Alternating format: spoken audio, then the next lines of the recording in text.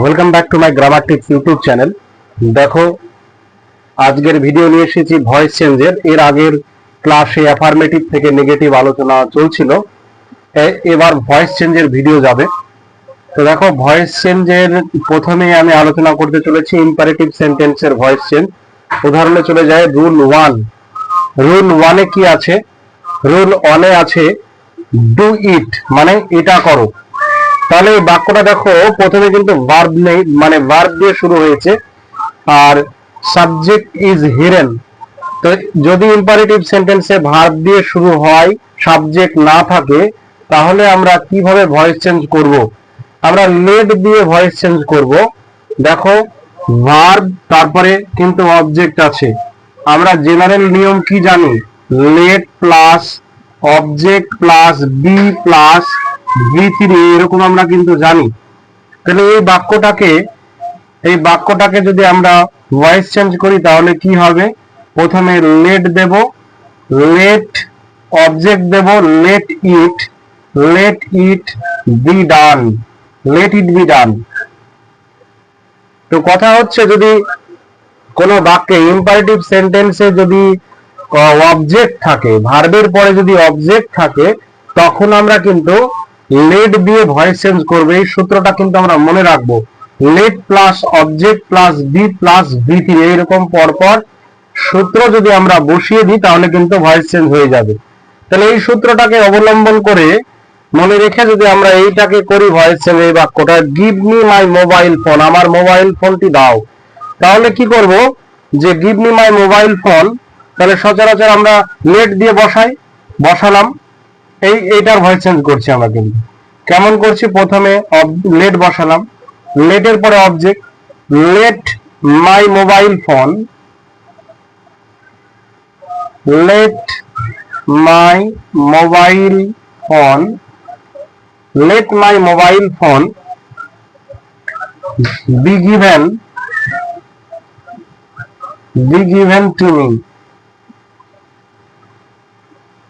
let my mobile phone be given to me, আমাকে let my mobile phone be given to me, আমাকে আমার মোবাইলটা দেওয়া হোক, এরকম আমরা করি।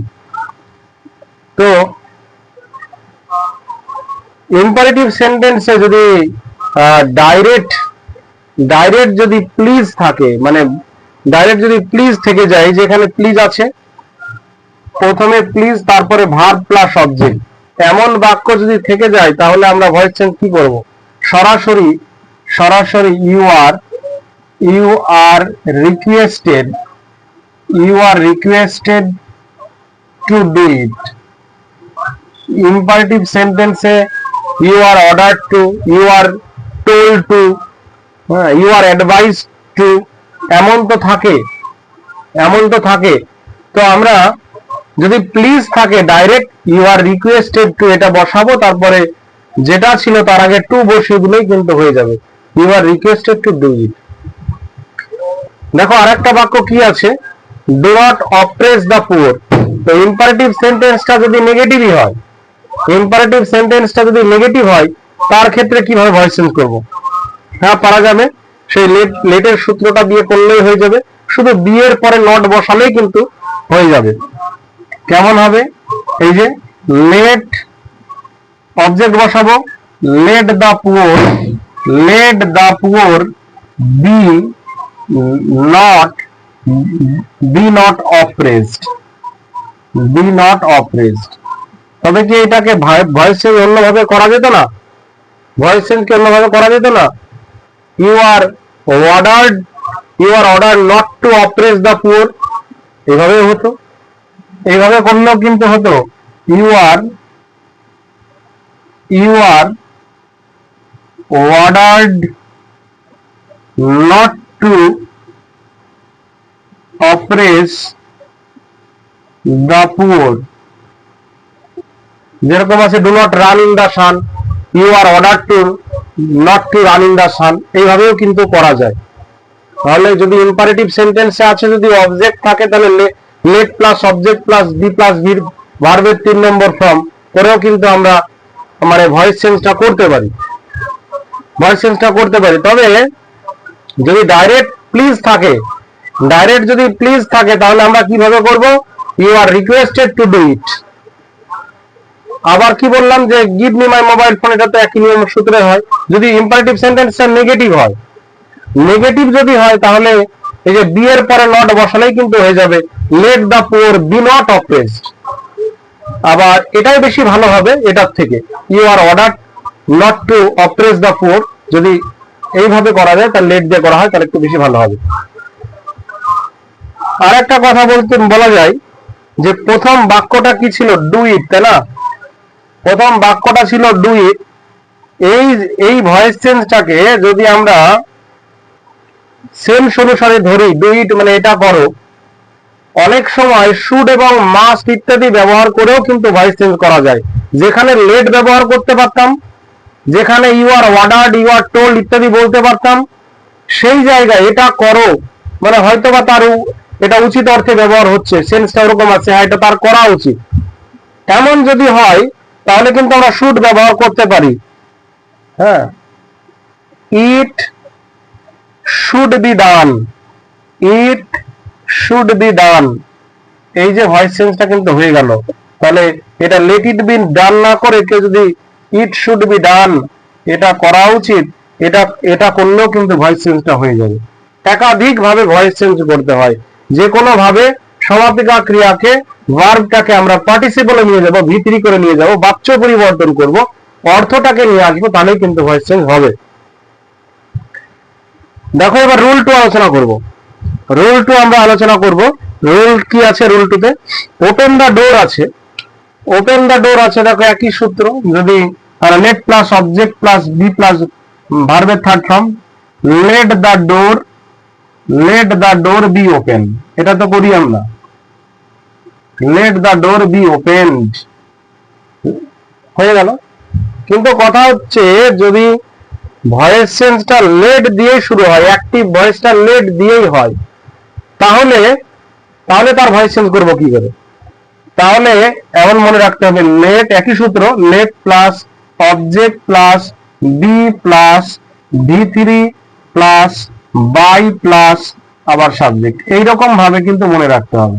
হ্যাঁ, এইরকম ভাবে মনে রাখতে হবে। তাহলে ভয়েস চেঞ্জটা করা যাক। Let him by a cycle, যদি ভয়েস চেঞ্জটা মানে অ্যাক্টিভ ভয়েসটা লেট দিয়েই শুরু হয়, তাহলে তার ভয়েস চেঞ্জটা কি হবে? তাহলে করব কি হবে, let a cycle, let a cycle be bought, let a cycle be bought. দেখো এই পুরো সূত্র আমি কিন্তু সাজাচ্ছি। হ্যাঁ, let object V3, let a cycle be bought, by হিমটা কিন্তু যুক্ত করে দিতে হবে, বাই হিমটা ব্র্যাকেটে রাখলেও কিন্তু হয়। তাহলে একই নিয়মে এই ভয়েস চেঞ্জটাও করি, যে let us forget the quarrel, মানে আমাদেরকে ভুলে যাওয়া উচিত, ঝামেলাটা ভুলে যাওয়া উচিত। তাহলে আমরা কি করব, লেট দিলাম, let the quarrel, let the quarrel be forgotten, be forgotten by us,